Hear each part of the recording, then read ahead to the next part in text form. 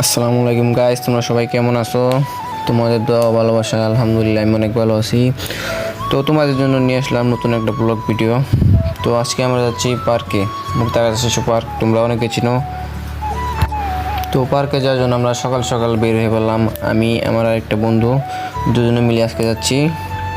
আর আমাদের বাড়ি থেকে এখান থেকে তালতলা যাইতে 10 মিনিট সময় লাগে, আর তালতলা থেকে 15 টাকা ভাড়া লাগে এখান থেকে। তখন আমরা হেঁটেই যাচ্ছিলাম, মানে এদিকে গ্রাম অঞ্চল তো তেমন একটা গাড়ি থাকে না, তার জন্য হেঁটে যেতে হয়, তার জন্য আমরা হেঁটেই যাচ্ছিলাম। তো কিছুক্ষণ হাঁটার পর আমরা আমাদের বাড়ির এদিকে চলে আসি। তো আমরা যাচ্ছিলাম আমি আর আমার একটা বন্ধু। আমি কিছুক্ষণ ভিডিও করার পর সে ভিডিও করছিল।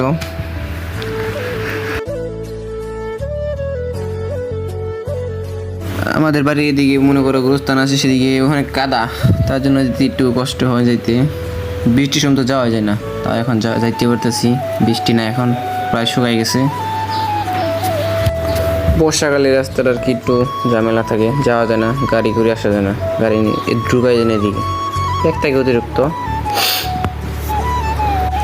আমরা কিছুক্ষণ হাঁটার পর পাক্কা সড়কে চলে আসলাম। তো এদিকে কিছুক্ষণ দাঁড়িয়েছিলাম, কিন্তু কোনো গাড়ি ঘুরি পাই নাই, তার জন্য আবার হেঁটেই যাচ্ছিলাম। তেমন একটা গাড়ি দিকে থাকে না।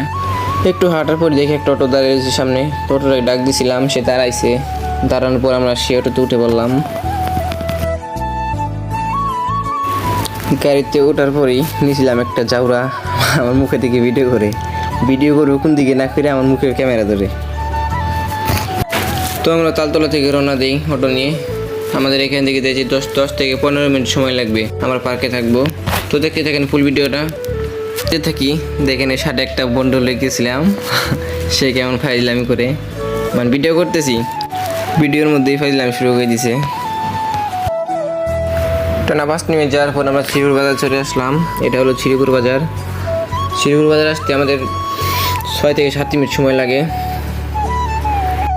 তখন আমরা শ্রীপুর বাজার নামছিলাম, আগের দিন একটা জিনিস রেখে গেছিলাম, সেটা নিচে নামছিলাম।